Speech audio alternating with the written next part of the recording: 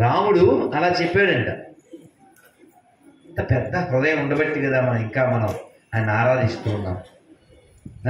బంగారు తండ్రి, మన రామాయణంలో ఒక శ్లోకం ఏదైనా చెప్పగలవా?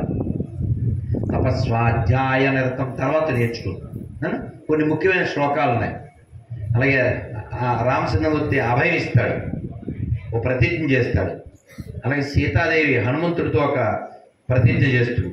అలాగే హనుమంతుడు ఆ చెట్టు కొమ్మల మీద కూర్చుని దాసోహం కోసలేందస్య అని చెప్తారు. ఒక ముఖ్యమైన శ్లోకాలు ఒక 4 మళ్ళీ నేర్చుకో. బంగారు తండ్రి, నీకు మళ్ళీ గిఫ్ట్. ప్రస్తుతం నువ్వు షిఫ్ట్, తర్వాత నేను ఎత్తాను లిఫ్ట్. ఏదో బిగ్యాను పోయా మర్చిపోద్దా? ఎందుకు అడుగుతున్నానంటే, మన గురించి మనకి తెలియకపోతే ఎవడో ఒకడు వచ్చి ఏదోటి వాగుతాడు. ఈ మతం మారిన వాళ్ళకి వాళ్ళ ప్రోడక్ట్ ఏంటన్నా దన్నం. శ్రీకృష్ణ మతస్తు శ్రీరామానుగ్రహం.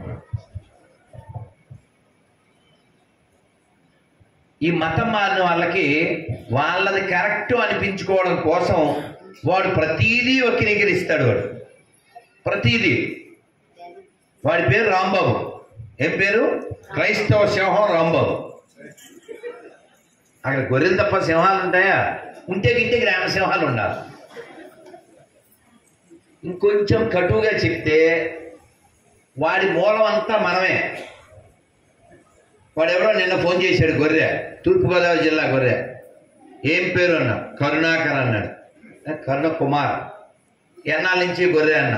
ఒక 10 ఏళ్ళ నుంచి అన్నాడు. సరే,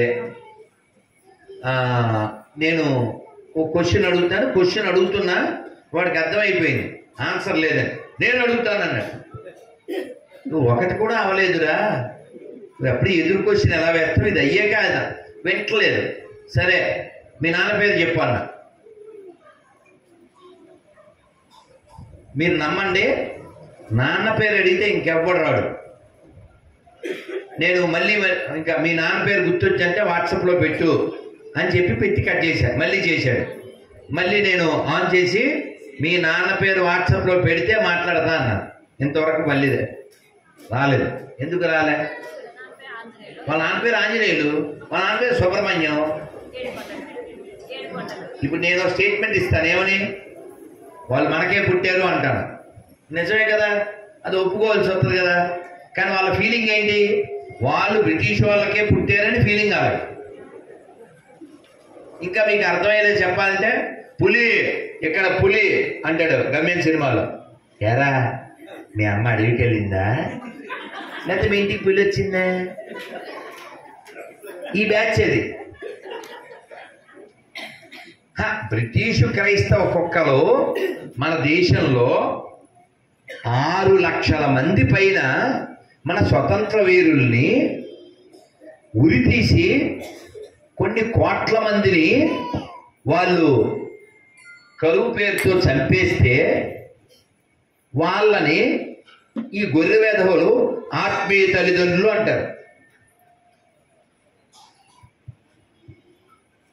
ప్రతివాణ్ణి వాళ్ళ మతంలో చేరకపోతే నరకానికి వెళ్ళిపోతారని స్టేట్మెంట్ ఇచ్చేస్తాడు. చివరికి వాళ్ళ నాన్న వాడు ఎవడో నలుగురి నుంచి ఫోన్ చేశాడు, శామ్యూల్ అని. ఎప్పుడో 2-3 ఏళ్ల క్రితం. మీరు ఎన్నాళ్ళైంది గొర్రె అన్న? 15 ఏళ్ళు అన్నాడు. అప్పటికి మీ నాన్నగారు ఉన్నారా అన్న? లేదు, అప్పటికి చనిపోయారు అన్నాడు. ఫర్ అకార్డింగ్ టు యువర్ గొర్రె బైబిల్ మీ నాన్నగారు ఎక్కడికి వెళ్తారు అన్నా? ఆబ్వియస్లీ గో టు హెల్ అన్నాడు. అంటే నేను అన్నా, అవునులే, నీలాంటి పాపిష్టి ఎదవని కన్నా పాపానికి నరకానికి వెళ్ళాల్సిందే. వీడిని కని, వీడిని పెంచి, వీడిని టీచర్ చేసి, వీడికి ఫ్యూచర్ ఇస్తే వాళ్ళ నాన్న నరకానికి వెళ్ళిపోతాడా? ఈ పోరంబోకులంతా పరలోకం వెళ్ళిపోతారా? ఆడెంత పోరంబోకే ఉంటాడో ఇలా పరలోకం ఇచ్చేవాడు. ఎస్పి బాలసుబ్రహ్మణ్యం గారు చచ్చిపోయారు. ఆ టైంలో ఈ హైదరాబాదు ఒక గొర్రె ఫోన్ చేసింది, లలిత అక్క. పేరేంటి? లలిత. అమ్మ, ఆయన చనిపోయారు కదా, ఎక్కడికి వెళ్తారో అన్న.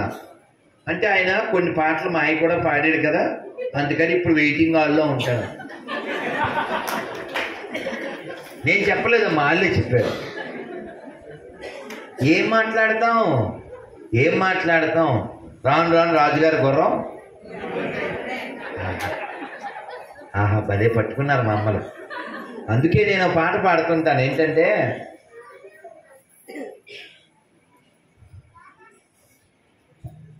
గొర్రె మెదడంతే గొర్రె బతుకంతే మెదడున్న వారెవరు గొర్రె కాదంతే.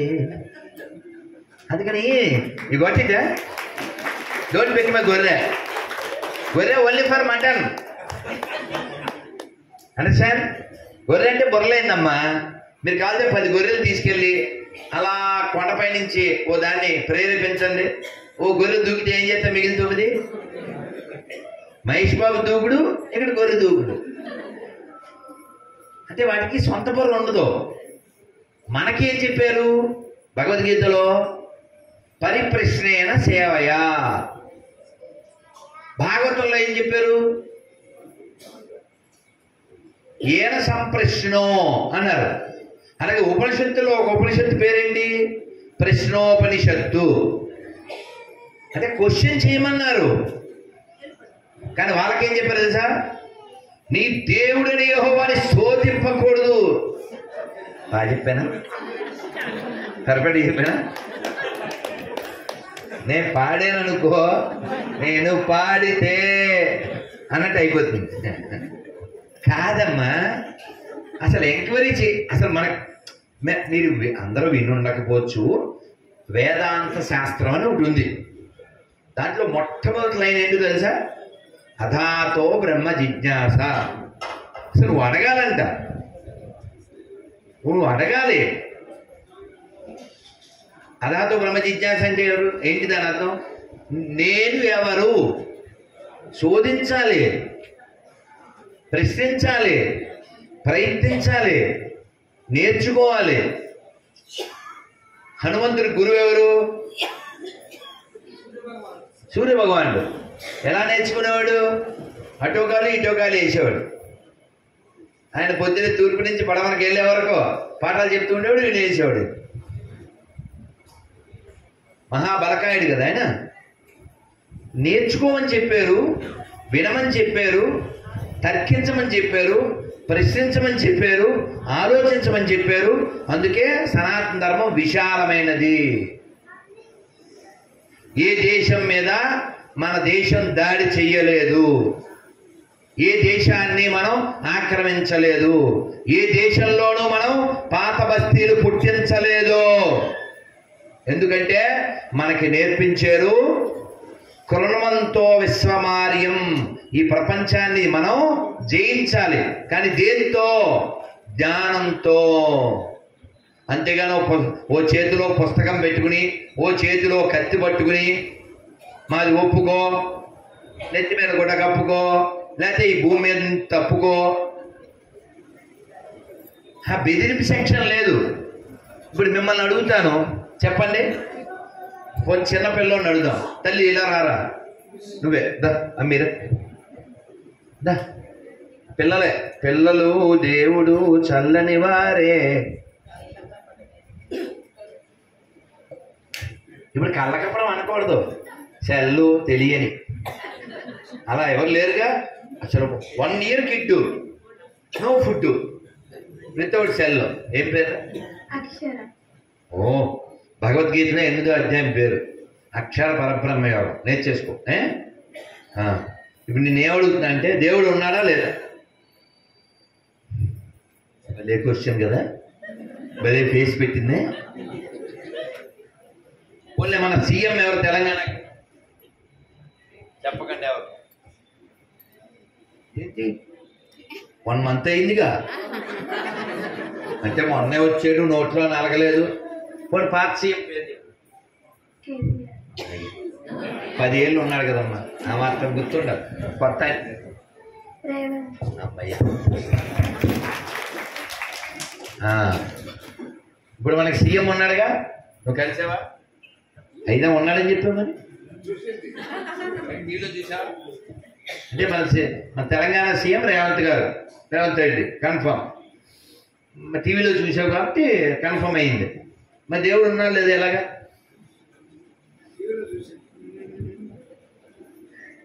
అతను నువ్వేం చెప్పాలనుకున్నా చెప్పు. ఉన్నాడా లేదా? సరే, ఎలా ఉత్తే మేము చప్పట్లు కొట్టాం. ఉన్నాడనడానికి రుజువై ఏం చదువుతున్నాను? పర్లేదు, 6th సెన్స్. దేవుడు 6th సెన్స్ అంటే పరమాత్మ అని అర్థం. గుళ్ళో ఉన్నాడా దేవుడు? అందరిలో ఉన్నాడా?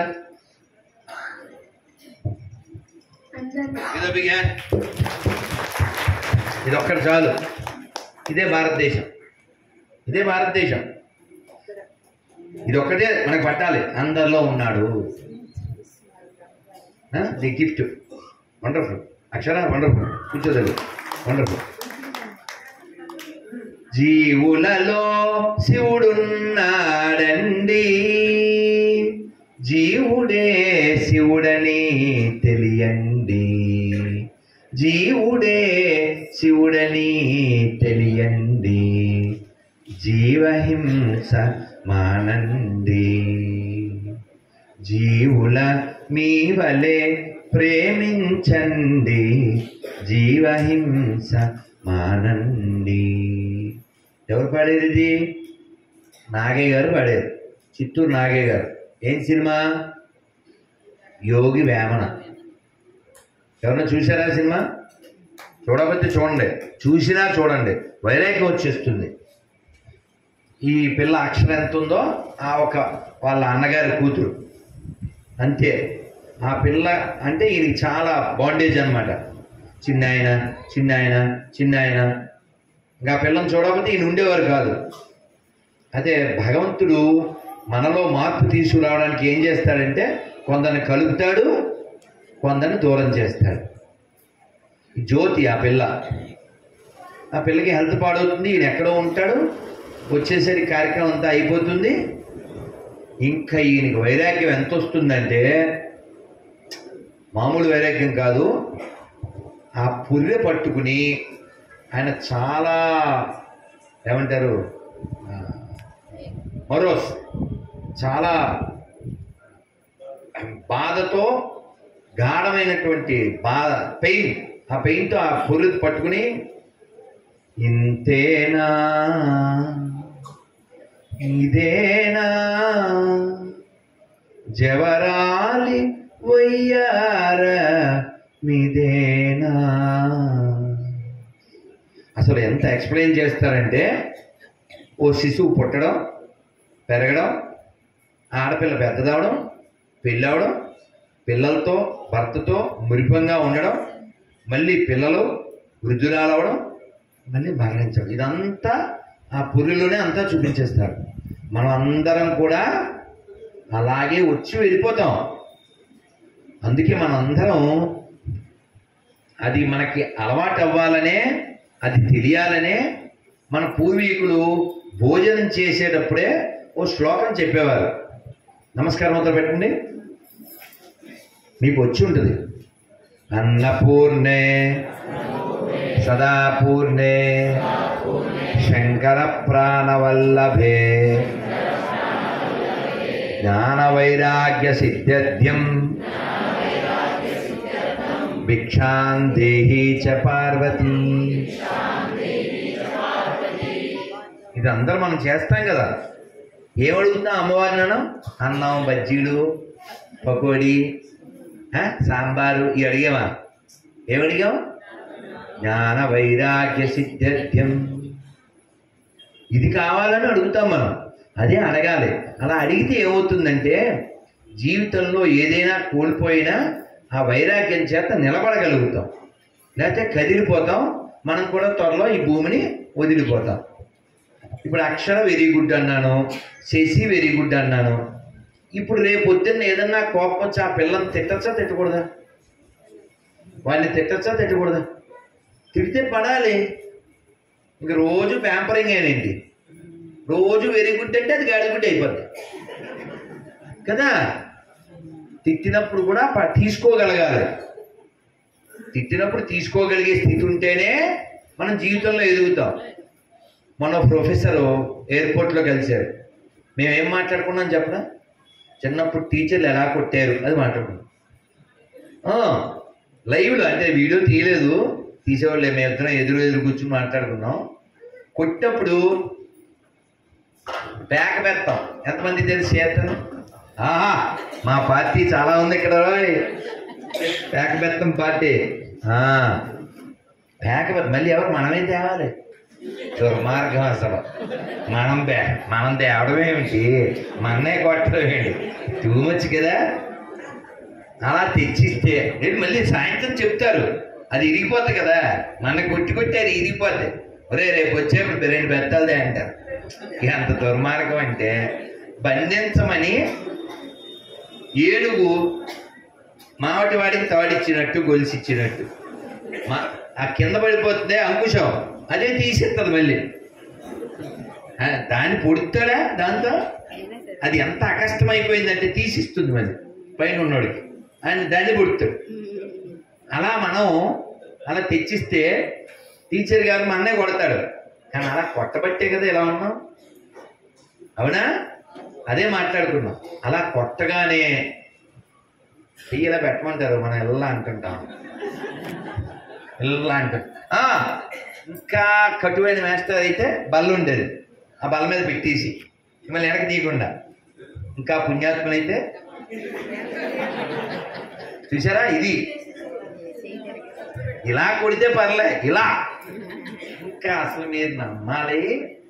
ఇది 3వసారి చెప్తున్నాను, మొన్న అరకలో చెప్పాను, ఎయిర్పోర్ట్లో చెప్పి, ఇక్కడ కూడా చెప్తున్నా. కొట్టగానే అసలే లేత చేతులు కదా, ఏమన్నా పాత చేతులు అవి, 10-12 ఏళ్ళు ఉండే వయసులో అసలు ఈ శృతి మెత్తని చేతుల మీద హ్యాక్ అని కొట్టి జుమ్ అని ఈ చెయ్యి వెంటనే ఇలా వంగిపోయి, మరి సౌండ్ చేయకూడదు, వెళ్ళిపోయి కూర్చుని కూర్చుని కాదుగా నేల కదా, కూర్చుని ఉమ్మేసేసుకోవడమే. మీకు దమ్ము లేదు కదా, అదే మట్టి నేలలో అయితే మట్టి రాసేసుకోవడం. అలా దెబ్బలు తిన్నప్పుడు ఆ పిల్లలకి బాధ కలిగినా వాళ్ళకి అప్పుడు పెయిన్, ఫ్యూచర్లో గెయిన్. ఎందుకంటే దెబ్బల వల్ల పనిచేసేది బ్రెయిన్. ఇప్పుడు అసలు దెబ్బలు లేవు, జీవితంలో దెబ్బలే. లేకపోతే 2 ఏళ్ల క్రితం ఇంటర్లో ఏదో కొన్ని ఫెయిల్ అయిపోయారు కదా, ఏదో దిద్దుబాటు సరిగా లేక సూసైడ్లు ఎంతమంది పిల్లలు చచ్చిపోయారు కదా. నేను ఇది ఎందుకు చెప్తున్నానంటే, జీవితంలో చదువు ఒక భాగం. సచిన్ తెండూల్కర్ గురించి 10th ఒక పాఠం ఉంది. సచిన్ చదివింది 10th. అతని స్ట్రెంగ్త్ 10th కాదు, అతని స్ట్రెంగ్త్, అతని విద్వత్తు, బ్యాట్. ఒక్కొక్కడికి ఒక్కొక్క డిఫరెంట్ స్కిల్ ఉంటుంది. ప్రతివాడు కేవలం పుస్తకంతోనే గెలవాలని ఏం లేదు, ఒక్కొక్కడికి ఒక్కో టాలెంట్ ఉంటుంది. ఎప్పుడో ఒకసారి ఎవరో చెప్పారు, ఆయన డాక్టర్ అంట, తప్పక చదివాను, మా అమ్మ నాన్న ఫోర్స్ చేశారని, but I want to become a fashion designer అని వదిలేసి, డాక్టర్ గిరి వదిలేసి ఫ్యాషన్ డిజైనర్ అయ్యాడు. అలాగే మాకు డిఎస్పి వచ్చారు తిరుపతిలో, ఆయన లా చదివారట, తర్వాత డిఎస్పి. ఇంకొక డాక్టర్ చదివి మళ్ళీ పోలీస్ అయ్యారు. ఒక్కొక్కరికి ఒక్కొక్కటి ఉంటుంది. స్వామి వివేకానంద ఏం చెప్తారంటే, ప్రతి జీవిలో దివ్యత్వం గర్భితంగా ఉంది, దాన్ని వెలికి తీయడమే మానవ జీవిత లక్ష్యం. అందుకని అవమానం వచ్చినప్పుడు మనం ఏదో సైడ్కి వెళ్ళి సూసైడ్ చేసుకోకూడదు. ఇప్పుడు ఎవరైనా మనని శభాష్ అన్నప్పుడు సంతోషపడతాం, తిట్టినప్పుడు ఎందుకు ఆలోచించలేకపోతున్నాం? ఈ రెండింటినీ సమంగా స్వీకరించండి అని భగవద్గీత నేర్పిస్తుంది. ఒకసారి నమస్కారం మొదలుపెట్టండి. మాత్రా స్పర్శాస్తు కౌంతేయ శీతోష్ణ సుఖ దుఃఖద ఆగమాపాయినో నిత్య స్థాం స్థితిక్షస్వ భారత. ఇది 2వ అధ్యాయంలో 14వ శ్లోకం. నెంబర్ ఎందుకు చెప్పాను? మీ ఇంట్లో భౌతికత ఉంటుంది, వెళ్ళాక తిరగేస్తారని. నేను మిమ్మల్ని చెయ్యి ఎత్తండి అని చెప్పక్కర్లేదు, నాకు తెలిసి అందరిలో భౌతికత ఉంటుంది. తిప్పరా నా హోప్ని ఇదిగో మా అమ్మ వాళ్ళ ఇంట్లో నాలుగు ఉన్నాయి. చాలా అందరిలో భౌతికత ఉంటుంది, కానీ దుఃఖం ఎందుకు వస్తుంది మనకి? భౌతికత చదవం కాబట్టి. మెడిసిన్ డబ్బాలో ఉంది, మెడిసిన్ డబ్బాలో, పవర్ఫుల్ మెడిసిన్ ఇన్ బాటిల్. ఎప్పుడు పనిచేస్తుంది? నువ్వు వేసుకుంటే కదా. అవునా? గీత గొప్ప దివ్య ఔషధం. అందుకనే నేను భగవద్గీత కొన్ని వేల మంది పంచాను, దానిలో స్టాంప్ వేస్తూ ఉంటాను. ఏమనంటే, మనిషి పుట్టినందుకు మరణించే లోపల ఒక్కసారైనా భగవద్గీత. అలా చెప్తే రాధా మనోహర్ దాస్ అవడు. మనిషి పుట్టినందుకు ఒక్కసారైనా పూర్తిగా భగవద్గీత చదివి చావండి. ఇంకా అవలేదు బ్రాకెట్లో, ఎందుకంటే చదవకపోయినా చేస్తారు కాబట్టి. ఇది పాయింట్. అవునా? గీత ఆ పిల్ల పేరు గీతే, సుబ్బారావు కూతురు. సో అందుకని మన ఇంట్లో గీత ఉన్నా, మన అమ్మాయి పేరు గీత అయినా మన రాత మారదు. గీత చదివితే మారద్దు. ఆ పిల్లలు సుబ్బారావు ఆటో డ్రైవర్ అంతే. ఆ పిల్లలు కష్టపడి చదువుకున్నారు, సొంత ఇల్లు కట్టుకున్నారు. ఇక్కడ ఒక పేదవాడు, ఒక మధ్యతరగతి వాడు, ఇంకా చాలా చిన్నవాడు, కానీ భక్తి ఉంది, ధర్మం పట్ల నిష్ట ఉంది. ఆ పిల్లలు కూడా బంగారాలు, చక్కగా చదువుకున్నారు, ఉద్యోగాలు ఇద్దరు సాధించారు, ఇల్లు కట్టుకున్నారు. వాళ్ళు భక్తితో ఇంట్లో రోజు పూజ చేస్తాడు సుబ్బారావు. రోజు చక్కగా తిరునామం పెడతాడు. చిన్నజీశ్వర దగ్గరికి వెళ్ళి చక్రాంతాలు తీసుకుంటాడు. నువ్వు చాలా పెద్ద కోటీశ్వరుడివి, నీకు పెద్ద బిల్డింగ్స్ ఉన్నాయి, ఇంట్లో దీపం ఉండదు. What the use? ఇందాక అదే చెప్పా, కాలక్షేపో నా కర్తవ్యం. నా పెద్దవాడు చెప్పానే రైల్లో, దాని అర్థం ఏంటి? కాలక్షేపో నా కర్తవ్యం. Don't waste your valuable time. క్షీణమాయుర్ దినే దినే. ఎందుకని? రోజు ఆధ్యాయం కరిగిపోతుంది. 3వ లైన్లో యమస్య కరుణా నాస్తి. యముడికి దయలేదు. యముడు తీసుకెళ్ళేటప్పుడు చూస్తాడా? అయ్యో పాపం 7 ఏళ్ళ అబ్బాయి, లేకపోతే మొన్న ఈ అమ్మాయి నీళ్ళు వస్తుంది, వీళ్ళ ఆయనకి మొన్న ఉద్యోగం వచ్చింది, వీళ్ళు మొన్నే ఏమంటారు, ఇంట్లో మెట్లు ఉంటాయి, ఇంట్లో ఏమంటారండి, డూప్లెక్స్ వచ్చింది అవదు మాకు. ఆ డూప్లెక్స్ మొన్నే కొనుక్కున్నారు, లేకపోతే మొన్నే కారు కొనుక్కున్నారు. మా ఫ్రెండ్ ఒకడు ఇక్కడేలండి, మంచోడే, వాళ్ళ ఇంటికి అదే ఆ మెట్లుండే ఇంటికి తీసుకెళ్ళాడు. నాకు రూమ్ ఇచ్చాడు, ఏసీ, ఇల్లంతా ఏసీ, సెంట్రల్ ఏసీ అంటారు కదా. పొద్దున్న చూస్తే నేను లేచేసరికి పిల్లలిద్దరూ దోశ ప్లేట్ పెట్టుకు వచ్చేది. అది తింటూ వాకింగ్ అండ్ ఈటింగ్. నో స్నానం. నేను దోశలు ఎవరు వేసారా? మమ్మీ. స్నానం చేయకుండా పిల్లలకి తిండి పెడితే మమ్మీయా డమ్మీయా? నేను వాడిని, పిల్లలు కదా, వాడు పెద్దోడు, వాడంటే నాకు చాలా ఇష్టం. ఇప్పుడు ఏదో డిగ్రీ చదివేస్తున్నాడులేండి, అప్పుడు ఎంత ఉండేవాడు. వాడితో అన్నాను, నాన్న స్నానం చేయకుండా తినకూడదురా, మన మనిషి పిల్లలు అయితే స్నానం చేయాలి, మంచి పిల్లలు అయితే స్నానం చేయాలి, పంది పిల్లలు అయితే చేయక్కర్లేదని చెప్పి. మనిషి పిల్లలు, మంచి పిల్లలు, పంది పిల్లలు, ఎవరెవరో ఏదేంటో తెలుసుకుని దాన్ని బట్టి ఉంటే సరిపోతుంది. వాడు మర్నాడు స్నానం చేశాడు, అది పొట్టదే చేయలేదనుకోండి, మనం ఏం చేయలేము దాన్ని. వాళ్ళ నాన్నతో చెప్పాను నేను. ఏం చెప్పానంటే, వాడు నన్ను తీసుకెళ్ళి కారు చూపించాడు, కొత్త కారు. ఆ కారు మీద జీప్ అని ఉంది. అదేంటి జీప్ అంటే కొండవీటి సింహంలో ఉంటుంది కదా, మరి ఇదేంటి కారు కదా. అసలు జీప్ అంటే మనకు తెలిసింది 4 చక్రాలు, పోలీసోడు, అదే తెలుసు. కారు కంపెనీ పేరు జీప్ అని నాకు తెలీదు. కారు కంపెనీ పేరే జీపు. ఎంత ఉంటుంది అన్నాడు. ఒక 5 6 ఉంటుంది అన్న. 5 5 అన్నాడు. 10 లక్షలు.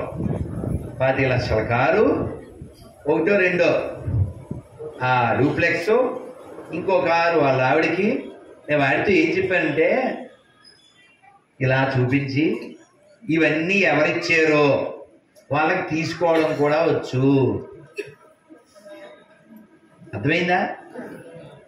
ఇవన్నీ ఎవరిచ్చారో వాళ్ళకి తీసుకోవడం కూడా వచ్చు. ఇది మనం గుర్తుపెట్టుకోవాలి. మనం అంతా హవారీ హవారీ అంటే ఫైన్ ఫైన్ అంటుంటాం. ఎప్పుడు శరీరంలో ఏది పడిపోతుందో, చెయ్యి ఇలా తిరుగుతుంది, తల ఇలా తిరుగుతుంది, నోరు మాట్లాడుతుంది, కన్ను చూస్తుంది, ఇందులో ఏ పవర్ ఏది లాగేసుకుంటుందో. భాగవతం ఎవరన్నా వద్దులే, అంత పెద్ద ప్రశ్న రాకూడదేమో కదా. భాగవతం మా ఇంట్లో ఉంది అన్నోళ్ళు ఎవరన్నా? పర్వాలేదు రోజు. అమ్మో గివ్. నేను 1, 2, 3 పేజీలన్నా చదివాను అన్నాడు. ఓ వండర్ఫుల్. భాగవతంలో ప్రహ్లాదుడు, ధ్రువుడు, అంబరీషుడు, నారదుడు, ఇలా చాలా గొప్ప గొప్ప భాగవతోత్తముల యొక్క లీలా కథలు అన్నీ ఉంటాయి. మనందరికీ బాగా పోతన గారి దైవలన పట్టినటువంటిది